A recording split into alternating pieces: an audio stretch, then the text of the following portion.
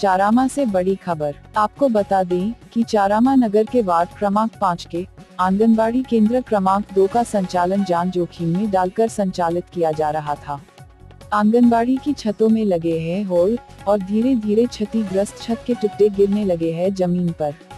दरअसल बात करें सूत्रों की मुताबिक तो आपको बता देते हैं, छत टूटने की घटना से ठीक 1 महीना पहले नगर पंचायत और साथ ही वार्ड के पार्षद को भी आंगनबाड़ी कार्यकर्ता द्वारा छत क्षतिग्रस्त का सूचना दिया गया था कि आंगनबाड़ी केंद्र क्रमांक 2 के छत बुरी तरह क्षतिग्रस्त हो गए हैं, लेकिन शासन प्रशासन द्वारा किसी भी प्रकार की रुचि नहीं दिखाई गई।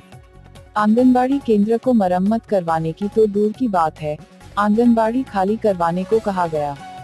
आंगनबाड़ी कार्यकर्ता द्वारा बच्चों की बैठने की सुविधा नहीं मिलने पर क्षतिग्रस्त आंगनबाड़ी केंद्र में बच्चों की पढ़ाई व खेलकूद संचालित रखा गया था, लेकिन आज क्षतिग्रस्त छत आंगनबाड़ी कार्यकर्ता के सिर से होते हुए अधिक संख्या में गिरने लगा।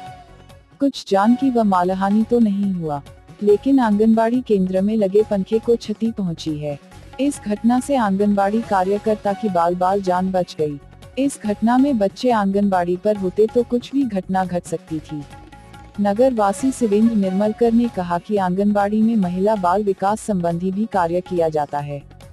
छोटे छोटे बच्चों की वजन त्योहार जैसे कई प्रकार का आयोजन किया जाता है, लेकिन शासन प्रशासन से अवगत कराने के बाद भी क्षतिग्रस्त छत का सुधार नहीं कराना, मतलब कहीं न कहीं शासन प्रशासन की कार्य में उदासीनता है।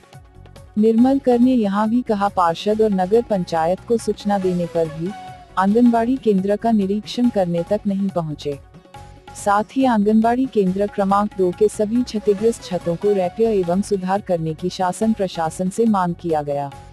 छत्तीसगढ़ और बस्तर के तमाम खबरों पर हमारी नजर, आपकी खबर हमारी कलम। बस्तर के तमाम छोटी बड़ी खबर से हमेशा अपडेट पाने के लिए अभी हमारे बस्तर न्यूज यूट्यूब चैनल को जरूर सब्सक्राइब कीजिए और वीडियो अच्छा लगे तो लाइक और कमेंट जरूर कीजिए। आज समय विशेष में बस इतना ही। कल फिर हाजिर होंगे नई खबरों के साथ। मुझे इजाजत दीजिए। नेहा श्रीवास्तव, धन्यवाद।